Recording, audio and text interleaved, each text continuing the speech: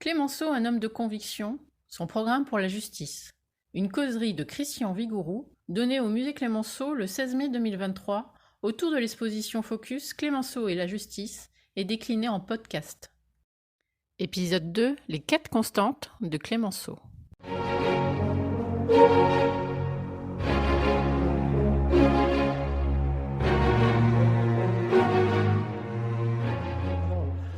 Cette petite mise en bouche tentée, je passe à mon deuxième point, rassurez-vous, il n'y en aura que 4. Je passe à mon deuxième point qui est 4 constantes dans sa manière d'appréhender la justice qui me paraissent caractériser Clémenceau.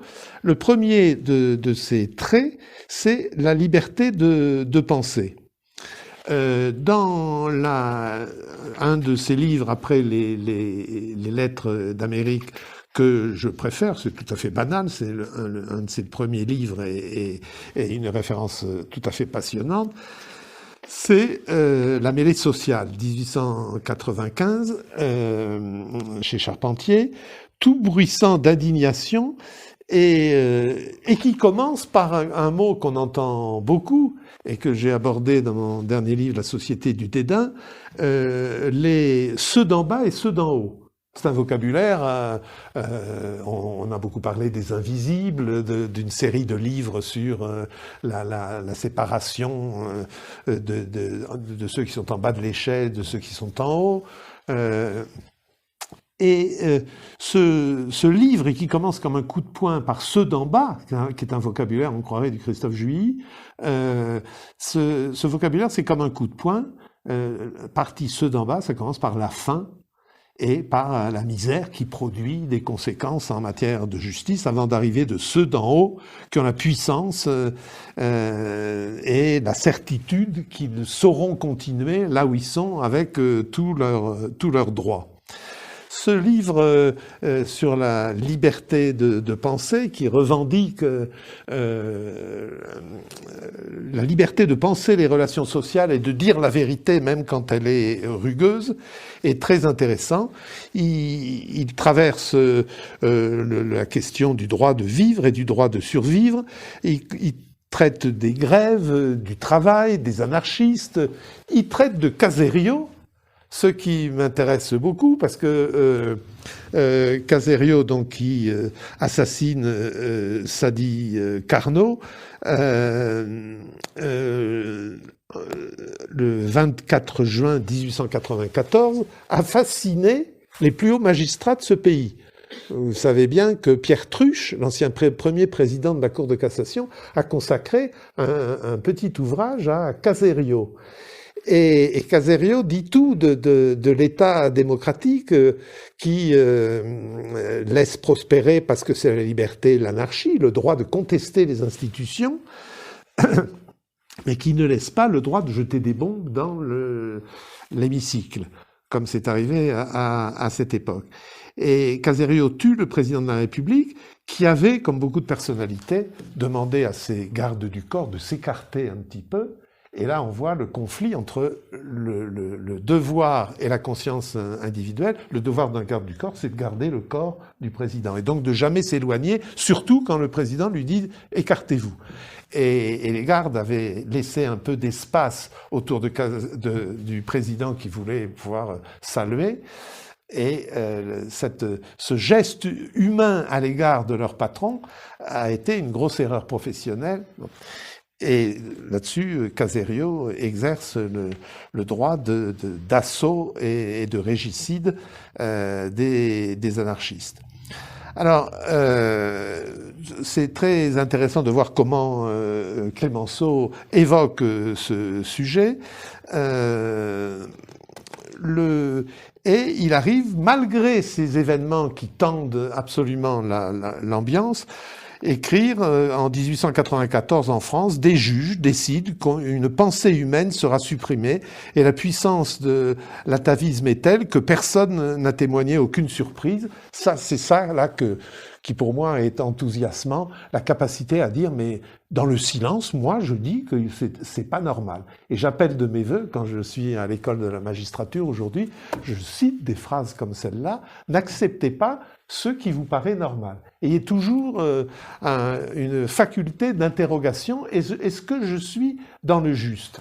Alors là, pour tout le monde, ça paraît normal qu'on ait des lois qui limitent la liberté de penser et de communiquer.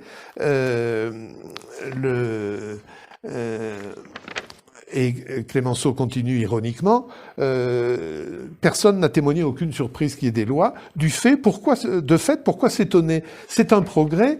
La mort paraissait aux simplistes un argument sans réplique, où on a commencé par tuer des hommes qui pensaient autrement que les médiocrités gouvernantes. C'est quand même au vitriol, mais ça a le mérite de rappeler que le droit, l'exercice du droit, est une constante interrogation. Je dis souvent à mes étudiants, dans le droit, la question est plus importante que la réponse. Il peut y avoir des réponses différentes, des gradations dans la sanction, des sanctions ou pas, mais l'art de poser les bonnes questions est absolument vital dans le droit. Et c'est d'ailleurs le travail des avocats, de poser les bonnes questions. Après, les juges refusent ou pas les questions, ils en soulèvent par des moyens d'ordre public qui n'ont pas été posés. Mais dites-moi comment les questions sont posées, je vous dirai si vous êtes une bonne juridiction. Et là, Clémenceau, il avait compris ce point. Deuxièmement, la protection du faible. Je suis ravi quand je lis dans la presse du 21 février 1896 Clémenceau qui s'indigne de ce qui s'est passé dans le bateau de pêche le Baucis où on assassine un petit mousse. Affaire de faits divers qui aurait dû n'intéresser personne. Et Clémenceau en fait toute une colonne du temple du droit. Le tribunal de Fécamp, vous voyez, Clémenceau il s'intéresse au tribunal de Fécamp. Il n'y a pas de petites affaires. Clémenceau écrit « Le tribunal de Fécamp vient de punir ce crime abominable de quelques mois de prison ». L'équipage qui avait fait cet esprit de meute que les policiers voient quelquefois dans les complots criminels, même de bas étage, ils avaient tous donné la même version pour se couvrir les uns les autres. Quelques mois de prison. Si je suis ennemi de la peine de mort, écrit Clémenceau, j'avoue que cette répression de pure forme ne me paraît pas témoigner chez les juges d'un état d'esprit très supérieur à celui du bourreau. Ça s'appelle pas tellement mâcher ses mots, et ça dit quand même les choses. La mort d'un enfant injuste, par crime, est un crime abominable. Et ça, rien que je pourrais m'arrêter là et j'aurais déjà marqué mon estime et mon intérêt pour Clémenceau. Alors, il pense après comment ses propres commentaires qui font ressortir ce fait divers vont être lus. Les braves gens qui liront le procès de Fécamp concluront simplement « Bon, allez, il faut protéger les mousses ». Moi, je réponds qu'il faut protéger les moindres, au sens les petits.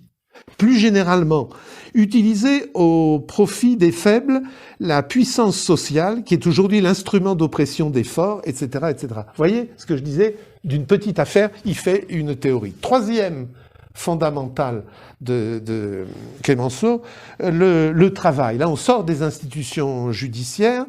Je n'oublie pas que il y a bien des années, j'étais directeur de cabinet de la ministre du Travail, et tous les matins, quand j'arrivais au bureau, je voyais René Viviani qui me regardait, puisque le buste était tourné vers le ministère, dans les jardins du ministère du Travail, rue de Grenelle. René Viviani, élu de la Creuse, personne tout à fait extraordinaire. Il y a une communication à Guéret en juillet sur René Viviani, pour ceux qui passeraient dans le coin. C'est un peu improbable, mais je me permets quand même de prendre des audaces. René Viviani était le premier dans l'histoire de la France, ministre du Travail et de la Prévoyance sociale, ça s'oublie pas. Alors, Clémenceau et la justice, je suis totalement admiratif au moment des combats sur l'écologie, etc., que moi-même, longtemps, j'ai pris peut-être pas assez sérieusement, mais qui maintenant explosent par leur importance. Clémenceau est capable de se lever du 4 août au 23 septembre 1904 sur la céruse, ce produit chimique qu'on utilisait dans la peinture et qui portait atteinte à la santé des ouvriers, des industries de la peinture.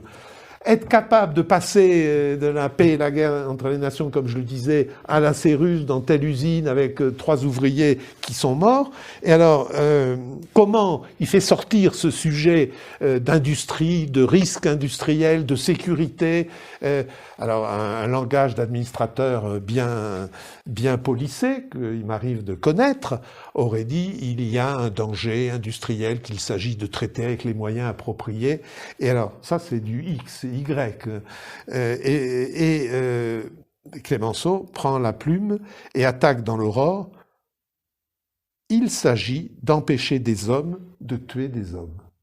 Comme définition du droit du travail, quand j'entends quelquefois le droit du travail, ça gêne la production, etc., il s'agit d'empêcher des hommes de tuer des hommes. Simplement, trouver des sanctions légales, jusqu'à présent, il n'y en avait pas.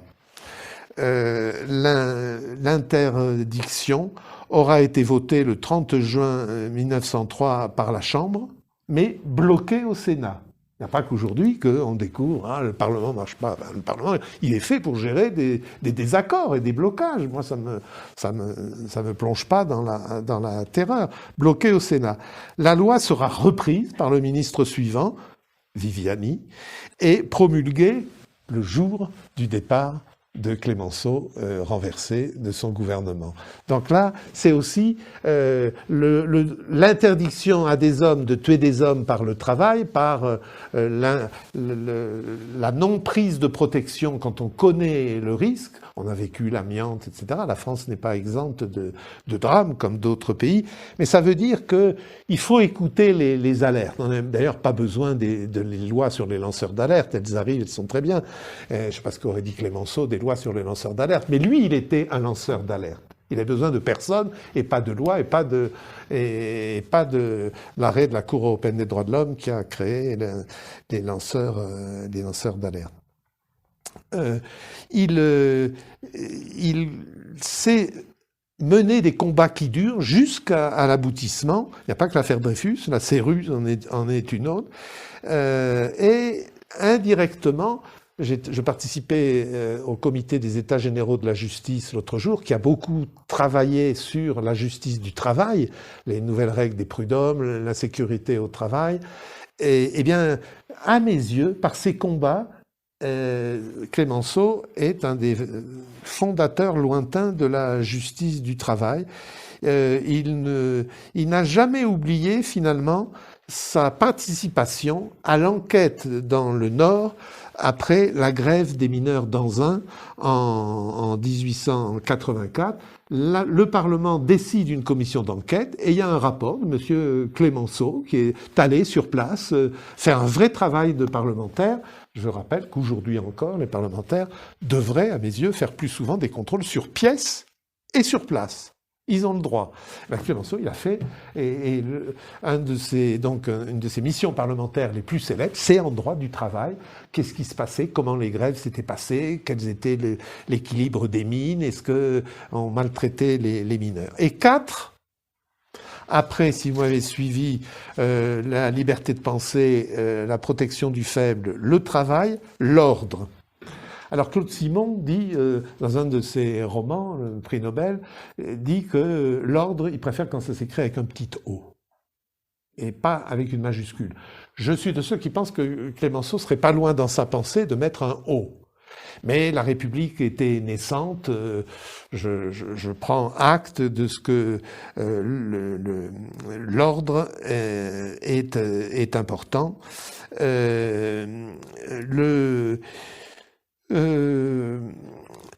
Il est pour la hiérarchie, il est pour une hiérarchie consentie, expliquée, mais qui prend ses responsabilités pour faire respecter l'ordre.